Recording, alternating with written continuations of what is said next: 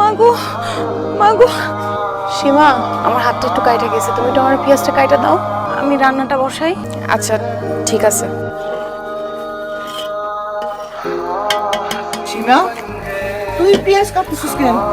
আমার না জিগাইয়া তোমার বউরে জিগাও। ব্যাপার বৌমা, ওরে দিয়ে পেঁয়াজ কাটাচ্ছিস কেন? আমি একটু সীমারে বলছি পেঁয়াজটা কাটতে, হাত কাইটা গেছে তো এই জন্য বলছি কয়েকটা পেঁয়াজ কাটে দে। তুমি কি পেঁয়াজ কাটতে জানো না? কোনোদিন পেঁয়াজ কাটো নাই? তোমার কেউ শিখায় নাই? ইচ্ছা করে হাতটা কাটছো? আমা এগুলা কি বলতেছে? আমি আমার নিজের হাত ইচ্ছা করে কেন কাটবো? এই জন্য কাটবা যাতে তোমার কোনো কাম করতে না হয়। ওরে দিয়া তুমি আর কোনোদিন কোনো কাম করাইবে না, খবরদার করতেছি। আস্তে আস্তে আস্তে আস্তে। ঘরের এত কাজ করতে হয় কেন তোমার? ঘরটা কার? আমার। কাজটাই করব, আমার করতে হইব। মার বয়স হয়েছে না, সীমা ছোট মানুষ, ওর কাজ করার বয়স হয়েছে না। দুধটা খেয়ে নেন। তুমি খাইবে না?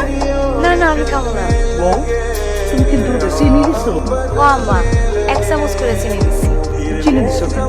কি শিখাইছে তোমার বাপ মা? তোমার মাই তো কইছিল, বিয়ার আগে কইছিল তোমার সব কিছু সুন্দরভাবে শিখাইছে। এখন তো দেখতেছি তোমার কিছুই শিখাই নাই। চিনি দিয়ে দুধ খাই না, একদম টাইটের উপরে রাখো। 5 ভরি গহনা তো হইল, কিন্তু গহনা হইলে তো আর হইব না, ঘরটা তো সাজাই দেওয়ান লাগবে। সব কিছু মিলাইয়া খোঁজ ঘরটা সাজাইতে তো মোটামুটি ভালো টাকা পয়সা লাগবে। পুরোপুরি ঘরটা সাজাইতে পারবো কিনা এখন এটাই বুঝতেছি না। টাকা তো মনে হয় আমার কাছে নাই। এখন তো টাকা তোর থাকবোই না, আমি খুব ভালো করে জানি তোর টাকা কই যায়। আর এখন থাকলেও তুই টাকা দিবি না। কি পানি পড়া খাওয়াইছে আল্লাহই জানে। দাঁড়াইতে খুলে দাঁড়ায় যায় আর বইতে খুলে বইয়ে যায়। এর ভিতরে যদি তারা যাচ্ছে আমাদের মনে হয় দেরি হবে, ঠিক হবে না? আমরা কি বলে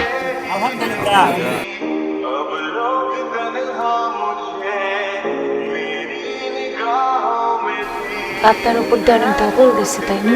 আমার উপর দিয়ে কইয়া এগুলো তো তোমার উপর দিয়ে। আচ্ছা একটা কথা বলতো, ওর বিয়ার জন্য যে এতগুলো টাকা লোন করলেন, ওটা করবেন কেন? দেখি আল্লাহ বলছে এটা নিয়ে তোমার চিন্তা করতে হবে। কিছু না কিছু হবে। একটা জাহান্নামের মধ্যে রাখছি তোমারে। জাহান্নামে থাকার পরে সারাদিন কাজ করার পর একটা জামাই যখন তার বউর সামনে এসে একটা হাসি দেয়, প্রত্যেকটা বউ সেই জাহান্নামের মধ্যে জান্নাত খুঁজে পায়। শোনো বৌমা, আমরা তো আসি, তুমিও কোনো সবুজে নিয়ে আমাকে বাড়ি যাই। মাইয়া গো, বিয়ার পরে বাপের বাড়ি হয়ে যায় পরের বাড়ি, আর শ্বশুর বাড়ি হয়ে যায় নিজের বাড়ি। কথাটা মনে রেখো। আরেকটা কথা, পানিটা খাওয়ানোর আগে পানির গ্লাস নিয়ে খাটের সামনে খাড়ায় থাকবা। আচ্ছা কথাটা মনে থাকে যেন। আচ্ছা ঠিক আছে, আসসালামু আলাইকুম। এই যে বুঝলাম তোমার বাপ মা না হয় তোমার কাজ কাম কিছুই শিখায়নি, তাই বলে কি তোমার একটু আদব কায়দাও শিখাইয়া পাঠাইতে পারতো না? তুমি তো আসতো একটা বেয়াদব মাইয়া। তোমার খালা শাশুড়ি, তারে তুমি পায়ে হাত দিয়ে সালাম করবা না? তোমার খালু শ্বশুর, তারেও তো তুমি সুন্দর করে পায়ে হাত দিয়ে সালাম করতে পারতা, করলা না তো? মা আমি ঘরে একবার পাশ দিয়ে সালাম করছিলাম, এই জন্য। আমার মাথায় কাপড়ও দিলা না, তাই সুন্দর করে কাপড় দিয়ে কথা বলবে না তুমি? হ্যাঁ যাও। হ্যাঁ বল। এটা তুমি কি রাখছো? ভাত রাঁধছো? আমি তো দেখতেছি যাও রাঁধছো তুমি। ভাত এইভাবে রান্না করে? আমি কি অসুস্থ মানুষ যে এই যাও কামু? সত্য করে পাও তো তুমি। আইতাছো দিনের পর দিন আমরা অত্যাচার করে দেবা, আর সেই অত্যাচারে আমরা বাড়ি ছেড়ে চলে যাবো, স্বামীরে নিয়ে আলাদা হয়ে থাকবা।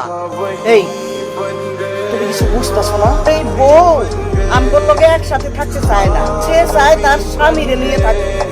তুমি এটা বুঝো না কেন? এই বউরে নিয়ে আমার পক্ষে থাকা সম্ভব থাকবা না জায়গা। আম্মা আম্মা আম্মা মা, বিশ্বাস করেন আপনাদের কাছ থেকে দূরে থাকার আমার কোনো ইচ্ছা নাই। ভুলে ভাতটা নরম হয়ে গেছে। ভাই কিসের ভুল? কিসের ভুল?